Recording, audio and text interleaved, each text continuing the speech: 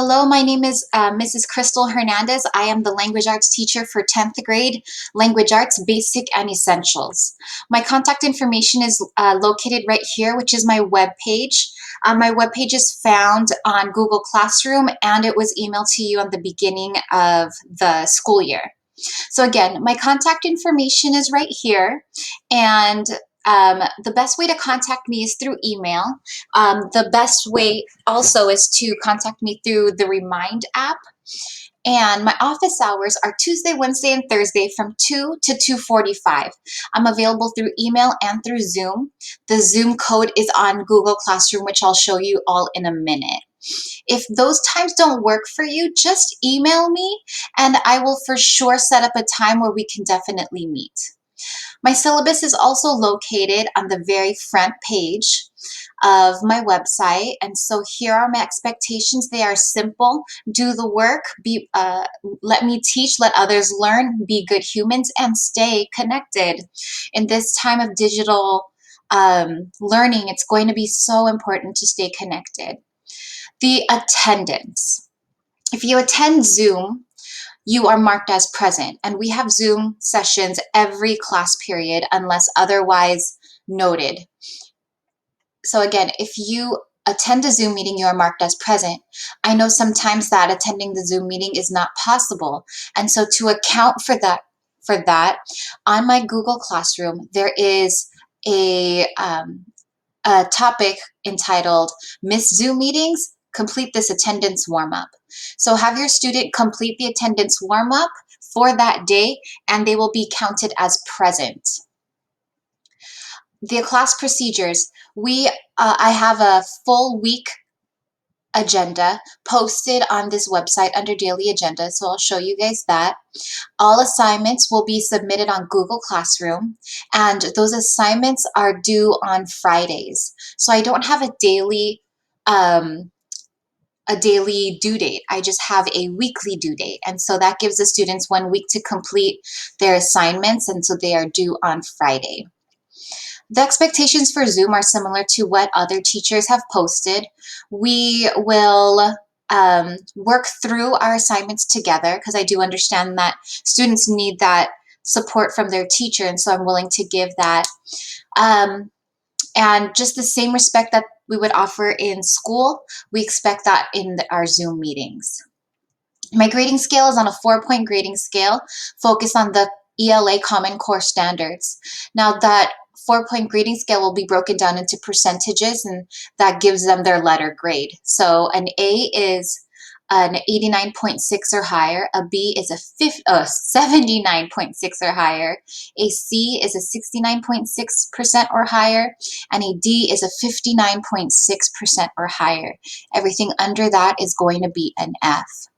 Now, assessments and redos. I do believe in second chances and learning from our mistakes, and so I want to afford our students that opportunity to redo their assignments. And so for assessments, tests, projects, after they get their grade, they have a 14-day grace period to turn in their assignments again to improve their grade.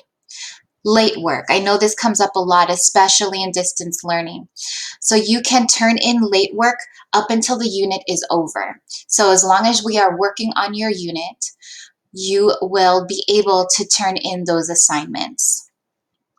These are your must-haves: a device and a charger and reliable Wi-Fi. I hope. Nice to have will be a printer, Post-its, highlighters, pens, and a folder to keep all of your materials in.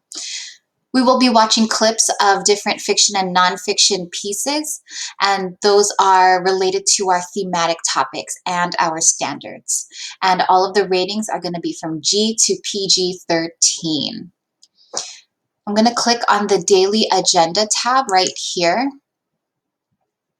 and it shows you what we are doing for the week. So if you ever ask your child, what are you supposed to do this week?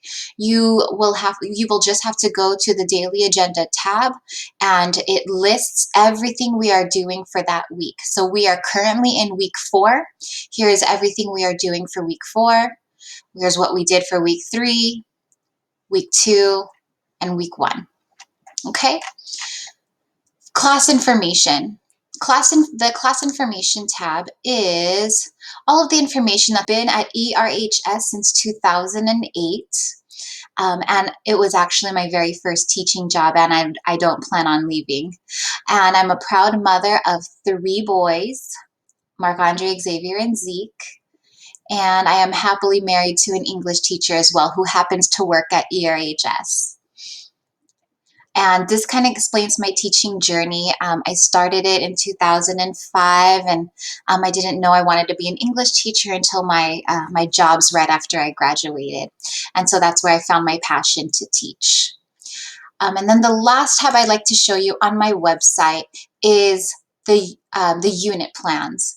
And so our first unit is The House on Mango Street, which is a book that we are reading, and I'm reading aloud and recording so that my students can have better access to it. But here is our unit plan. The essential question is, how does a person's environment shape their identity? How do other people's expectations define a person's experience of the world and dreams for the future? And then explains which standards we are focusing on, the goals that we have for the class. Here's a digital copy if your student does not have access to a physical copy provided by the textbook distribution. Here's a digital copy for you. It's free. And here's what our assessment, our big project, is going to be for the end of this unit. So you can go ahead and preview what it's going to look like ahead of time. So that's my class website. What I'm going to take you through now is our Google Classroom. So our Google Classroom is organized like this. On the very front page, I try to keep this as clean as possible, with the only thing on the front page is our Zoom meeting code. So the students just click on this and it'll take them straight to our Zoom meetings. The classwork tab is where it's at. This is where your student for sure needs to go. So at the very top of the page is my office hours information. It has the times, the meeting ID, and the direct link to my Zoom meetings for office hours. And this is my class website. And so the students can quickly access my website if they have any questions. The current week we are going to be in is always going to be on top. So we are currently in week 4, and I put the dates here. And this is everything that needs to be completed on week 4.